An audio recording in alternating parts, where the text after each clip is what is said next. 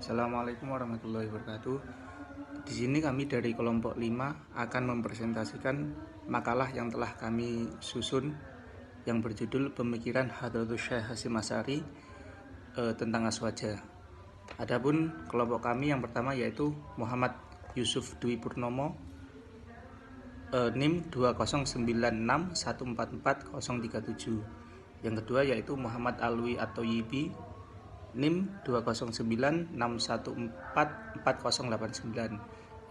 Yang ketiga yaitu saya Muhammad Ali Sodik dengan NIM 18961444055. Sejarah dan perkembangan Ahlussunnah wal Jamaah atau Aswaja. Aswaja sendiri ini dikembangkan oleh Abu Hasan al-Asy'ari. Pada awalnya Abu Hasan al-Asy'ari ini adalah seorang ulama yang menganut teologi Mu'tazilah. Dalam sebuah riwayat, ketika beliau bermimpi Nabi Muhammad, beliau diberitahu bahwa ajaran-ajaran Mu'tazilah adalah ajaran yang dicap sesat oleh Nabi Muhammad. Dan kemudian adapun perbedaan mendasar pemikiran Al-Asy'ari dan Mu'tazilah itu terletak pada akal. Golongan Mu'tazilah itu sangat mengagung-agungkan akal, sedangkan Al-Asy'ari beserta pengikutnya atau yang biasa disebut Asy'ariyah berpendapat bahwa akal tidak begitu besar daya kekuatannya. Akal hanya sampai kepada adanya Tuhan. Sedangkan kalau Mu'tazilah itu berpendapat bahwa akal manusia dapat sampai kepada dua ajaran dasar dalam agama, yaitu adanya Tuhan dan masalah kebaikan dan kejahatan. Jadi dapat disimpulkan bahwa kalau Mu'tazilah itu banyak percaya pada kekuatan akal, sedangkan kaum Al-Asy'ariyah, pengikut Imam Al-Asy'ari itu mereka banyak bergantung pada wahyu.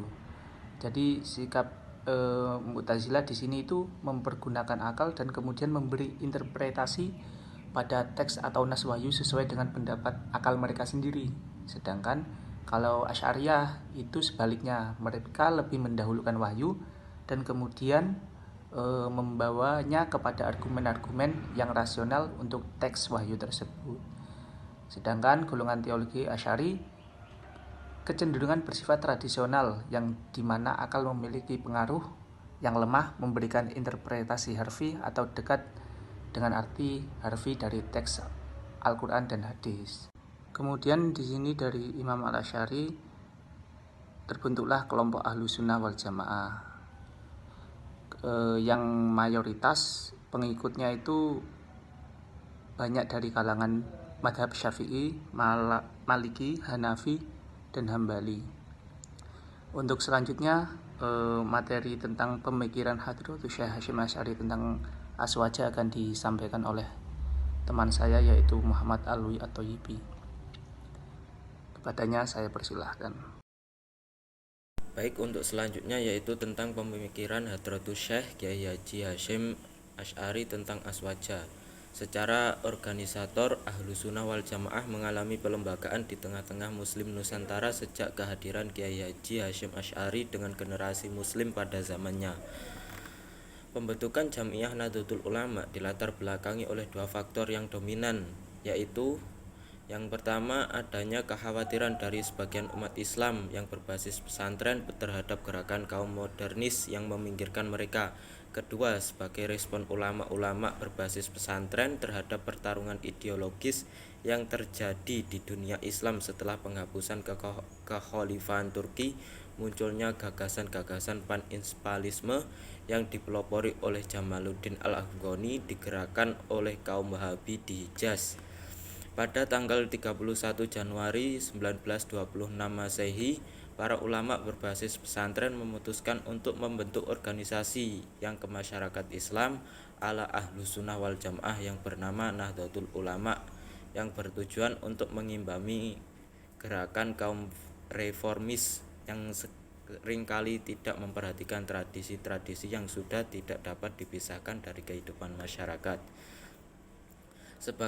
Dalam anggaran dasar hasil Muktamar yang ketiga pada tahun 1928 Masehi, secara tegas dinyatakan bahwa NU membentengi artikulasi fikih empat mazhab di tanah air sebagai tercantum dalam pasal 2 Anggaran Dasar NU, yaitu yang pertama memegang teguh pada salah satu dari mazhab empat, yaitu mazhab Imam Syafi'i, Imam Maliki, Imam Abu Hanifah, dan Imam Ahmad bin Hambal.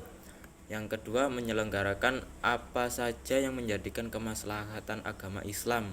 Doktrin dalam anggaran NU tersebut tidak lepas dari pemikiran pendirinya, yaitu Kiai Haji Muhammad Hasyim Asy'ari. Baginya menganut paham Ahlus Sunnah wal Jamaah, sebuah pola pikir yang mengambil jalan tengah antara kaum Mu'tazilah dan kaum Salafi atau Wahabi. Oleh karena itu, sumber pemikiran bagi Kiai Haji Hasyim Asy'ari tidak hanya Al-Quran dan As-Sunnah, tetapi juga menggunakan kemampuan akal ditambah dengan realitas empirik. Menurut pandangan Kiai Haji Hasyim Asy'ari, umat Islam tanah air di masa lampau adalah mempunyai kesamaan akidah dan kesamaan dalam memahami dan menjalankan syariat Islam. Mereka mempelajari Islam dari sumber yang sama, sebagaimana terlihat dari karya-karyanya. Corak pemikiran Ahlus Sunnah wal Jamaah Kiai Haji Hasyim tampaknya sangat dipengaruhi oleh tradisi intelektual Islam abad pertengahan. Teologi Ahlus Sunnah wal Jamaah adalah mereka yang selalu berpegang teguh kepada mazhab Asy'ariyah, sedangkan dalam konteks fikih berpegang teguh dalam empat mazhab. Dalam teks-teks yang berhasil dikodifikasi, Kiai Haji Hasyim menganggap penting basis argumentasi berdasarkan teks-teks paling otoritatif dalam Islam, Al-Quran, As-Sunnah. Hal ini tentu berbeda dengan kebanyakan kitab kuning yang selama ini berkembang luas di kalangan pesantren. Dalam memahami teologi Ahlus Sunnah wal Jamaah, Kiai Hasyim Asy'ari mengajukan proposisi menarik tentang Ahlus Sunnah wal Jamaah. Istilah tersebut lebih dikaitkan dengan diskursus teologi Islam, maka dalam kitab Ziyadat, Kiai Hasyim telah lebih mengaitkan dengan disiplin fikih, di mana beliau menegaskan, adapun Ahlus Sunnah wal Jamaah maka mereka adalah ahli tafsir hadis dan fikih. Maka mereka adalah orang-orang yang mendapat petunjuk, yang selalu berpegang teguh kepada sunnah Nabi dan Khulafaur Rasyidin.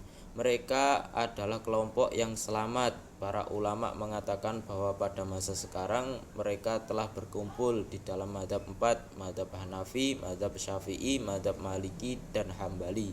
Dan barang siapa yang keluar dari 4 mazhab tersebut pada masa ini, maka termasuk golongan ahli bid'ah. Kiai Hasyim menegaskan bahwa pilihan tersebut didasarkan atas pertimbangan ideal, di mana keempat merupakan representasi dari generasi terdahulu, salaf as-sholih, dan kelompok mayoritas al-sawat al-azam. Sebaliknya, di luar keempat mazhab tidak memiliki otoritas sebagai rujukan, dan bahkan mazhab Syiah, Imamiyah, dan Zaidiyah misalnya harus ditolak dengan alasan para ulama menolak keberadaan mazhab tersebut karena tidak ada penyandaran kepada para pendiri mazhab, tidak dapat dipertanggungjawabkan karena tidak adanya mata rantai yang dapat mencegah dari penyimpangan dan perubahan berbeda dengan empat mazhab yang para pemimpin dan tokoh-tokohnya mencurahkan segala upaya untuk menyusun pendapat yang dianutnya. Menurut Kiai Hasyim, kepengikutan terhadap empat mazhab tidak boleh disertai sikap fanatik, ta'assub. Sebagai bentuk dari konsekuensi bermazhab, Kiai Hasyim mengajukan 3 rumusan, yakni ijtihad, taklid, dan talfiq. Munculnya rumusan tersebut menjadi indikasi bahwa bermadzhab dalam prakteknya harus menyertakan aturan main yang cukup ketat. Secara umum, Kiai Haji Hasyim hanya membagi 2 derajat ulama mujtahid, yakni mandiri, mustaqil, dan ghairu mustaqil, tidak mandiri, yang diperbolehkan bertaklid kepada semua ulama selama masih berpegang dalam 4 mazhab sebagaimana yang dijelaskan, dan tidak wajib seorang awam berpegang teguh pada mazhab tertentu dalam setiap perkara yang baru datang. Dan jika seorang berpegang teguh dalam mazhab tertentu, Syafi'i misalnya, maka tidak wajib baginya untuk selalu demikian. Sebaliknya boleh baginya berpindah mazhab selain Syafi'i. Hadratus Syekh Kiai Haji Hasyim Asy'ari juga menanggapi pemikiran reformasi Muhammad Abduh pada waktu itu di Timur Tengah. Gerakan pembahasan Islam dipelopori Muhammad Abduh yang dikenal dengan gerakan reformasi Islam. Kiai Haji Hasyim Asy'ari setuju dengan gagasan Muhammad Abduh tersebut guna membangkitkan semangat Islam, tetapi ia tidak setuju dengan pelepasan diri dari mazhab. Kiai Haji Hasyim Asy'ari berkeyakinan bahwa kita semua tidak mungkin memahami maksud sebenarnya dari Al-Quran dan hadis tanpa mempelajari pendapat-pendapat para ulama besar yang tergabung dalam sistem mazhab.